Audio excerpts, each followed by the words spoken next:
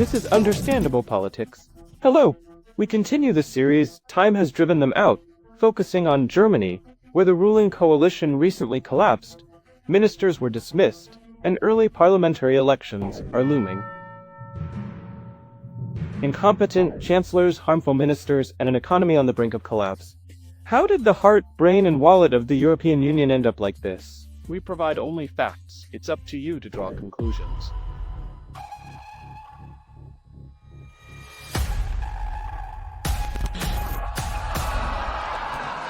The government doesn't care about the citizens' well-being.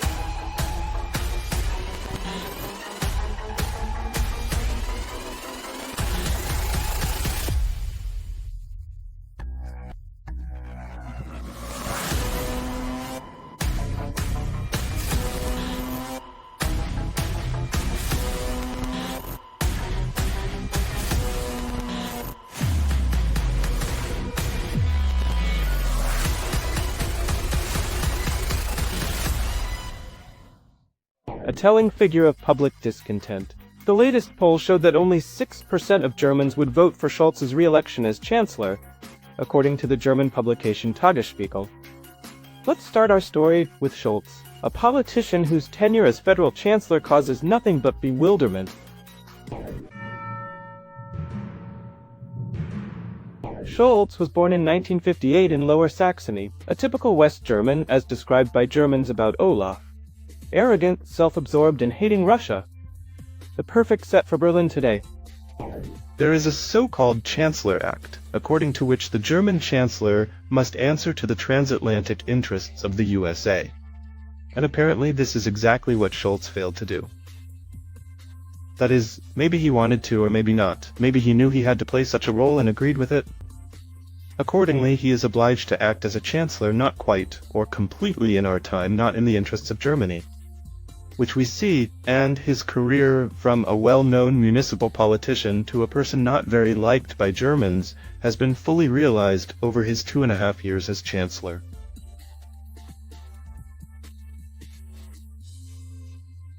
And we saw this, one might say, it only didn't happen with Merkel. It's worth adding that Germans had high hopes for Scholz. He was supported by Merkel's authority. Olaf was seen as the future, almost a new Bismarck for Germany. But the chancellor began his tenure with a series of scandals. In the summer of 2022, several women accused the SPD of drugging them at a private party. Scholz himself organized the meeting with voters. 8 women became victims. The cause of memory loss among several party attendees could have been date rape drugs. These are drops with a strong sedative effect, causing memory loss. Such substances can be mixed into a victim's drink, rendering them helpless. Investigating such incidents is always difficult, as victims often can't remember what happened to them. SPD spokesperson in the Bundestag, Christian Helms, stated that the party was horrified by the incident. Scholz and the SPD promised, quote, to hold the criminals accountable. The problem is, no one but a faction member was at the party. The scandal was essentially blamed on the notorious Kremlin hand. Scholz, realizing he had skeletons in the closet, sharply escalated rhetoric against Russia and actively supplied weapons to Kiev. Today, that's almost 33 billion euros from Berlin alone. After the scandalous party in July 2022, Olaf got into another scandal a month later. He was accused of helping businesses launder taxes worth 47 million euros while mayor of Hamburg.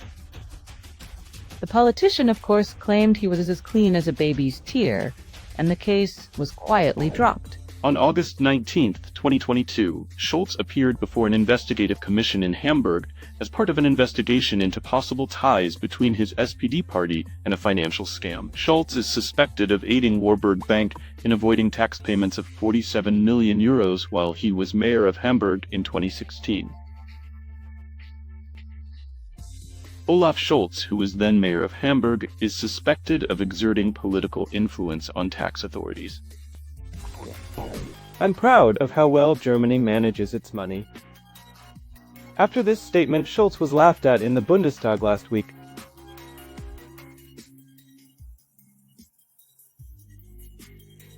Let's see how Berlin, under Scholz, effectively spends funds.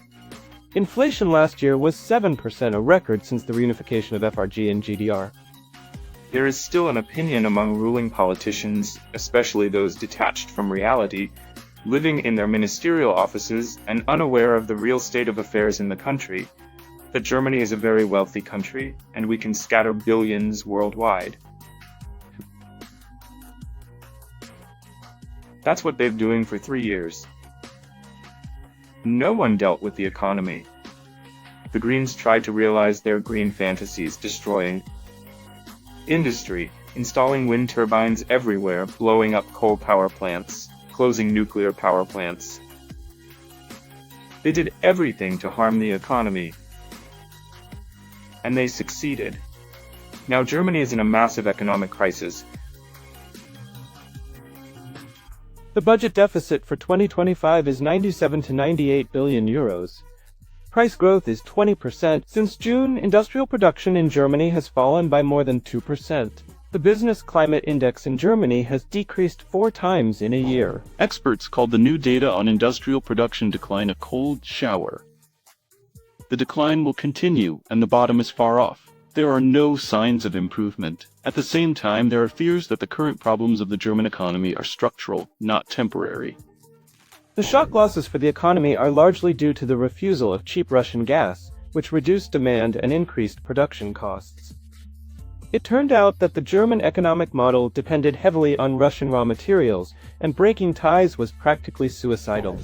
High costs led to industrial production stagnation and economic deindustrialization, with companies, especially in energy-intensive sectors, either closing or relocating to other countries, particularly the USA. The global supply chains disrupted by the pandemic exposed their weaknesses. And since Germany was significantly integrated into these chains, several problems for the country's foreign trade, which had long been the basis of economic growth, emerged. Earlier, the Financial Times reported that Germany might start mass layoffs in the manufacturing industry. The reason is rising energy prices and reduced exports. In 2024, the unemployment rate in Germany has already risen to 6%. The chief economist of the Dutch bank ING, Karsten Brzeski, believes that the German labor market is suffering and dying. Also, the misguided green transition, the abandonment of nuclear energy, excessive bureaucracy, increased defense spending, and the unresolved consequences of the pandemic. Many businesses were closed then and never returned to normal.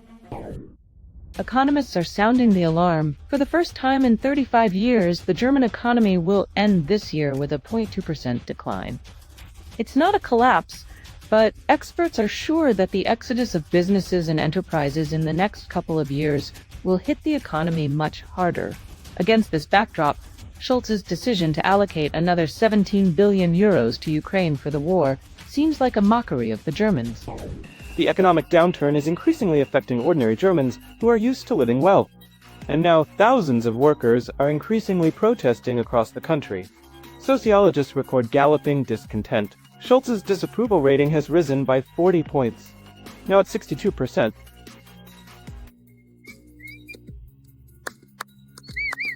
This is Düsseldorf.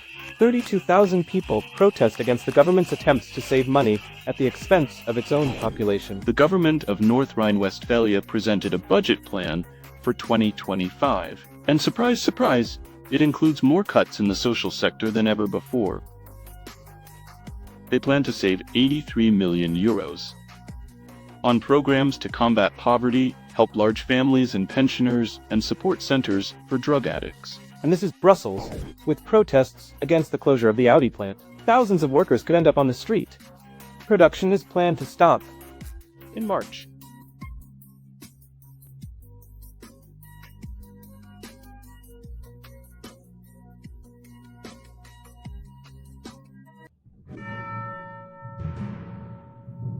It can already be said for sure, time is washing away the Chancellor. The ruling coalition has collapsed. Germany today officially announced a severe political crisis. Olaf has until February to pack his things. In a fit, he already fired Finance Minister Christian Lindner, his main coalition ally. The reason is that the politicians fundamentally disagreed on next year's budget.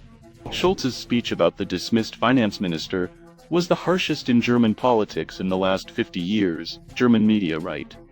Scholz stated that Lindner repeatedly undermined trust, used narrow-minded tactics, and boycotted laws with unprecedented selfishness without reason. The Chancellor said he could no longer tolerate it.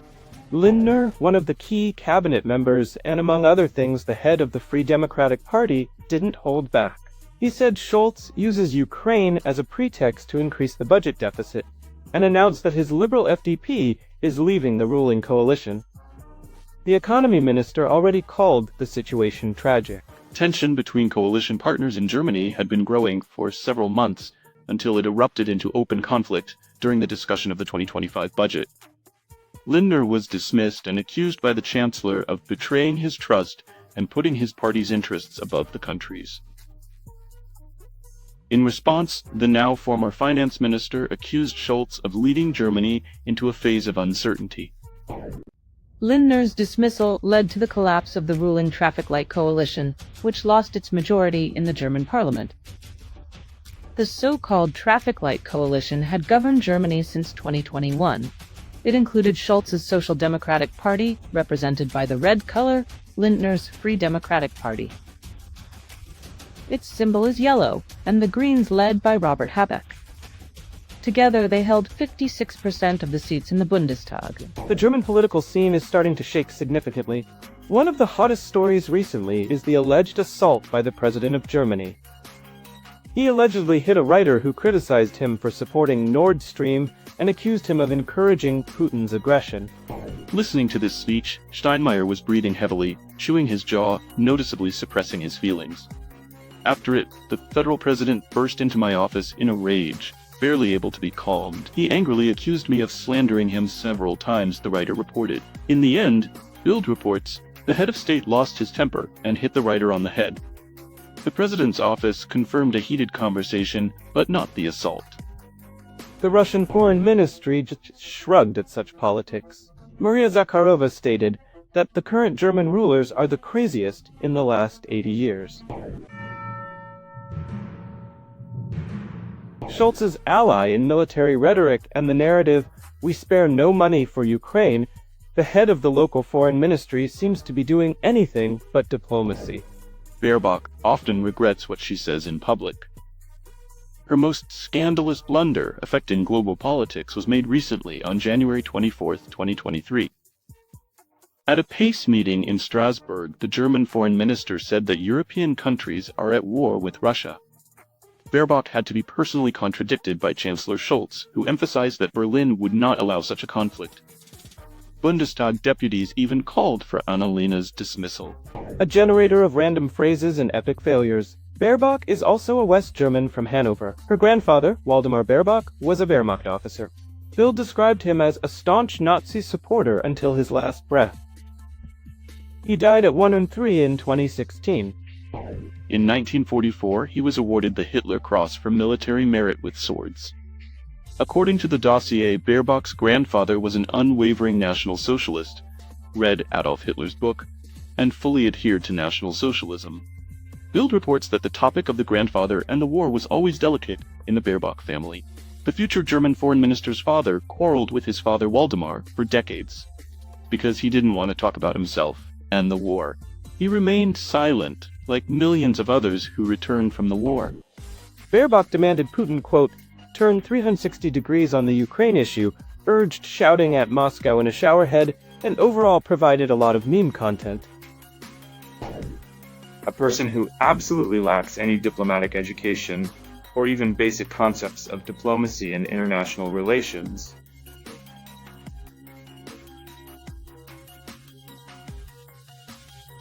Nevertheless, with great zeal typical of her, she tries to conduct foreign policy and, one might say, gets a slap on the nose everywhere. In the end, of course, our reputation suffers. At the moment, Germany's reputation, in fact, no one considers it, tries. And all this, naturally, thanks to the efforts of Scholz's cabinet, particularly Annalena Baerbock. Besides her striking statements, Baerbock knows how to spend a lot. For example, 7,500 euros of budget money on a makeup artist per month, from the very budget that is now drafted with a deficit. This information became available to the public thanks to an official German government document. The foreign minister must look appropriate, even despite a tight schedule. Perfection was valued at 136,000 euros a year. But Baerbock, it's hard to understand her, but possible. Olaf Scholz spent 40,000 euros from the budget for these purposes. Next, the surprising Baerbock, called a neo-Nazi, was caught selling visas to migrants. Caught red-handed 2 months ago, a former trampoline jumper.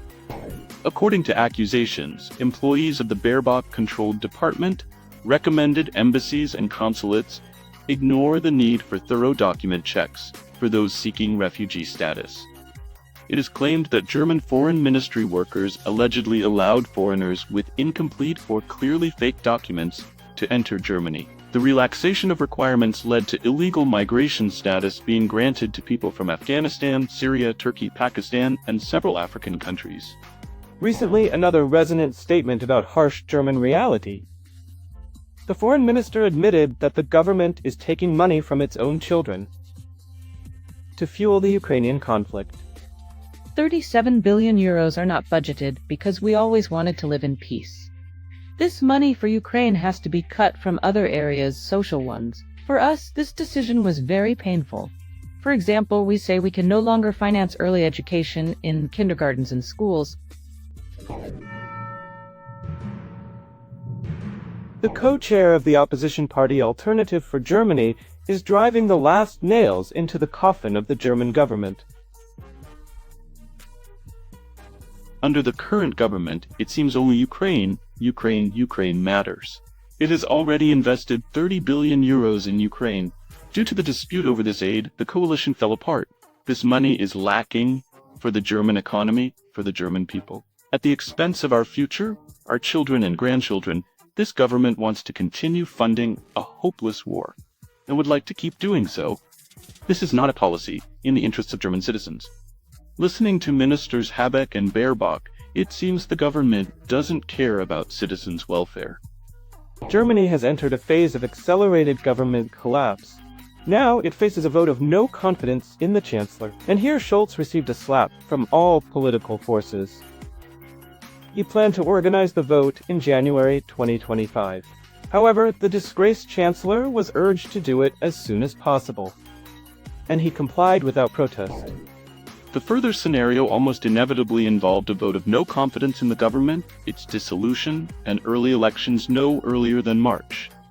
But all other political forces, including both the opposition Conservatives and the only remaining allies of the Social Democrats, the Greens, urged the head of government to speed up this process, arguing that the longer the period of political uncertainty lasts in Germany, the worse for the country. And the Chancellor met them halfway. But the time of European political lightweights may soon end. This thought was expressed by Alexander Lukashenko during a conversation with journalists. He is confident that new strong leaders of the old world are coming, comparable in stature to political figures like de Gaulle, Kohl, and Chirac. When Trump appears there? Maybe. But there's no one else. Just look.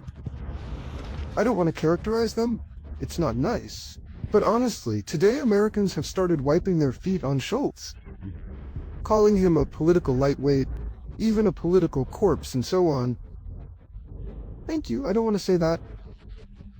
He's a son of his people, what Germans deserved, whom they elected. Now let them work with him. But there are no people. Everyone is doing PR, but no one is making decisions and acting. But they will come to this. De Gaulle's will appear, they will. Kohl, may he rest in peace, will also appear among Germans, this Kohl. I remember them, they were very strong people.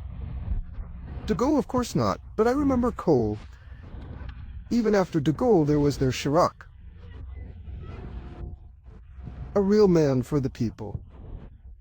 Well, a real man from the French, like a Frenchman. There are none like that now. Everyone is trembling. Why tremble? Cheap resources in Russia, technology in Germany. And now, the auto industry, all of it in aviation, is already falling apart. The German government already flew the minister somewhere to Lisbon or where can't fly out from there. The plane doesn't fly, being repaired. But they have their own airbase. They create these Airbuses. This is what they've brought Europe to, instead of being together. The vote of no confidence in the Bundestag is scheduled for December 16th. In the ruling three-party coalition, only two parties remain. There is no majority now, and winning the vote is almost impossible. This means the early dissolution of Parliament and Scholz's inglorious departure as Chancellor. Also early, extraordinary elections are already set for February 23rd. But Scholz and his Time Society and another cohort of politicians have asked them to leave for their careless work. Goodbye.